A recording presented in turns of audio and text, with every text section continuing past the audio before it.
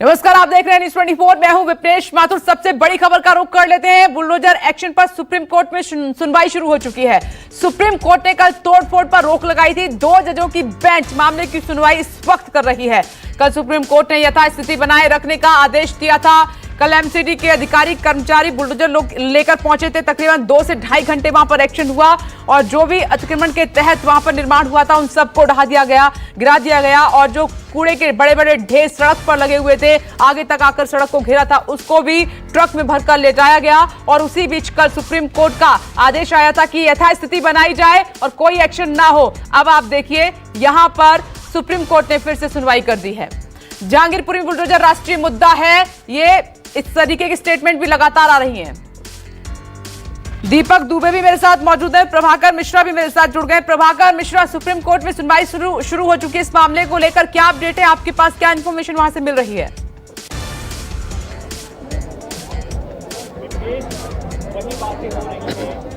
विपनेश, वही बातें हो रही हैं जो होनी चाहिए।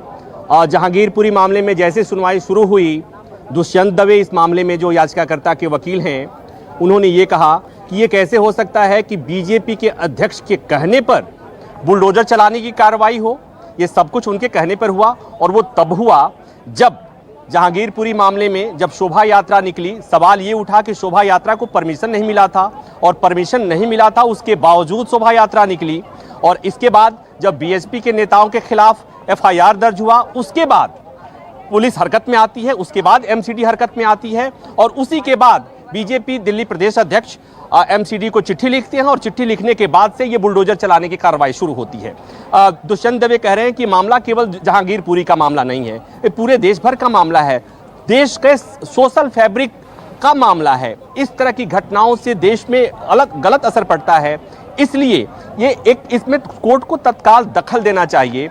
सुप्रीम कोर्ट ने पूछा कि ये कोई उन्होंने कहा कि ये राष्ट्रीय महत्व का मसला है। सुप्रीम कोर्ट ने कहा कि इसे आप राष्ट्रीय महत्व का मसला कैसे कह सकते हैं, ये तो दिल्ली का मसला है, जहांगीरपुरी का मसला है। उस पर इन्होंने कहा, दुष्यंत दवे ने कहा कि माय लॉर्ड, ये राष्ट्रीय महत्व का मसला इसलिए है कि इससे देश के सोशल फैब्रिक का महत्व वो जुड़ा हुआ, सोशल फैब्रिक से जुड़ा हुआ मसला है। तो कुल मिलाकर ये साथ ही साथ उन्होंने ये भी कहा कि सुप्रीम कोर्ट के आदेश के बावजूद बुलडोजर चलता रहा और ये सबने देखा कि कल 10:50 पर सुप्रीम कोर्ट ने स्टेटस को का ऑर्डर दिया था और उसके बावजूद भी करीब 2 घंटे तक जहांगीरपुरी के केवल सी ब्लॉक में, मैं एक बार फिर दोहरा रहा हूं, केवल सी ब्लॉक में बुलडोजर की कार्रवाई, एमसीडी कार्रवाई होती रही।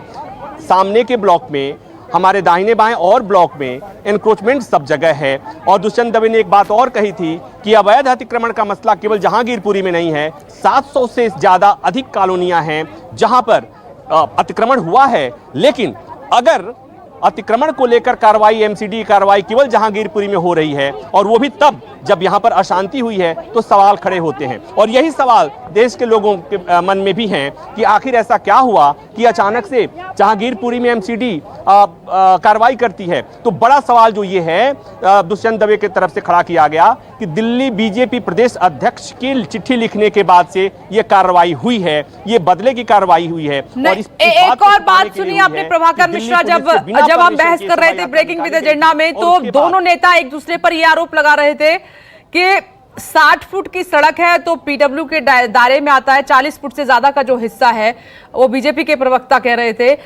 समझा रहे थे कि अगली बार बहस करें तो इन बातों का ध्यान रखना।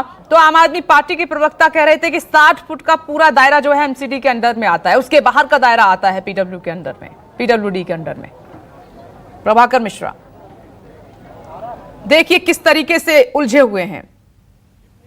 विपनेश, अगर मैं वो सड़क दिखा दूं, इसे मापने वाले मापते रहें, समझने वाले समझते रहें कि ये एमसीडी के तहत आएगा या पीडब्ल्यूडी के तहत आएगा।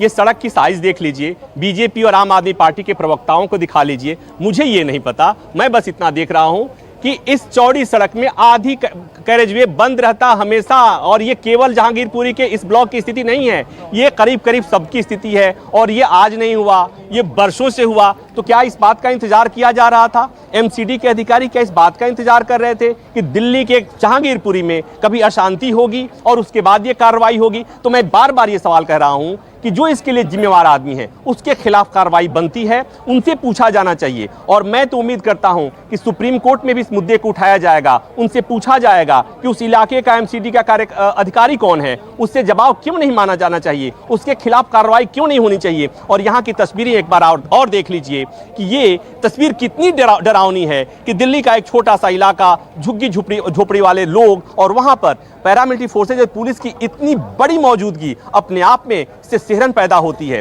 किसी भी सभ्य देश में और दुनिया के सबसे बड़े लोकतंत्र में इस तरह की तस्वीरें किसी भी तरह से अच्छी नहीं होती। लोग घरों में बंद हैं, गलियां बाहर से बंद हैं, यहाँ पर जो बिजनेस करने के लिए छोटी छोटी दुकानें हैं वो पूरी तरह बंद हैं। लोगों में भय है, आक्रोश है, गुस्सा है। अब इस पीड़ा को कौन समझेगा? पीड़ा इनका भी पीड़ा है जिन्होंने कहा कि इनके पास ये गुप्ता जी की दुकान है, इन्होंने कहा कि इनके पास परमिशन था, इनकी दुकान वैध थी, बुलडोजर से गिरा दिया गया। खबर ये भी है कि गुप्ता जी सुप्रीम कोर्ट गए हैं और इन्होंने कहा कि हमारी वैध दुकान को गिराया गया है, हमें हर जाना चाहिए। और इधर ये जो कुछ और दुकानें थीं, एक छोटी दुकान थी रमन झा की, 15-20 साल से यहाँ पर पान बेच करके अपने 5 परिवार के लोगों को, अपने परिवार के 5 लोगों का पेट भर रहे थे, वो भी गिरा दी गई।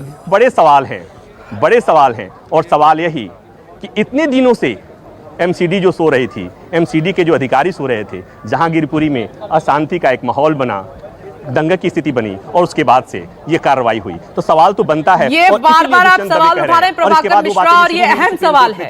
और इस तरफ किसी की भी नजरें, किसी भी नेता की नजरें इनायत नहीं होती हैं, कोई कुछ नहीं बोलता इस बारे में। अब क्योंकि देश की सर्वोच्च अदालत से उम्मीद है तो इस मामले में जरूर सोचेंगे कि पहले तो काम होने दिया जाता है, फिर बाद में गड़बड़ होती है तो एक्शन लेने आ जाते हैं, तो फिर शुरुआत ही क्यों होने देते हैं आप किसी भी चीज की। जहांगीरपुरी से मेरे एक और सहयोगी मौजूद हैं, दीपक दुबे। सर्वोच्च अदालत तो इस मामले में सुनवाई कर रही है, दोनों वकील अपनी अपनी तरीके से तथ्य रख रहे हैं, लेकिन जमीनी तस्वीर क्या है वो हमें दिखाई है इस वक्त, क्योंकि सुप्रीम कोर्ट पहुंचे हुए हैं काफी लोग अपने मामले को लेकर, उनको बहुत बड़ी उम्मीद है सुप्रीम कोर्ट से। जी, आपको दिखाने की कोशिश करेंगे कि मीडिया का दायरा बहुत कम कर दिया गया है। मीडिया पहले विस्तार रूप में यहां से लेकर मस्जिद तक और मंदिर तक कल तक रिपोर्टिंग कर रही थी, लेकिन आज न जाने ऐसा क्या हुआ है कि पुलिस ने यहां तक कि कुशल चौक के 50 मीटर के हिस्से में ही मीडिया को सीमित कर दिया है और उसके बाद यहाँ पर बड़ा रस्सा लगा दिया गया है। बड़ी संख्या में सीआरपी के जवानों को यहाँ पर तैनात कर दिया गया है। पीड़ित हमसे बात करना चाहते हैं, जैसा कि उनके शॉप को तोड़ा गया है, उनके घर के सामने के हिस्से को, जो छज्जे, उसे तोड़ दिया गया है, लेकिन इतनी बड़ी फोर्स तैनात कर दी गई है कि हमें अब उस हिस्से में जाने की पूरी तरह से मनाही कर दी गई है। ड्रोन जो है वो लगातार आसमान में यहाँ पर उड़ रहा है। हमारे कैमरामैन सुनील कोशिश करेंगे दिखाने की कि यहाँ पर ड्रोन किस तरह से लगातार अपनी पैनी नजर बनाए हुए है कि यहाँ पर एक रिपोर्ट का रुख कर लेते हैं दीपक, उसके बाद दोबारा मैं आपके पास आती हूँ। 2 तस्वीरें आप देख रहे हैं।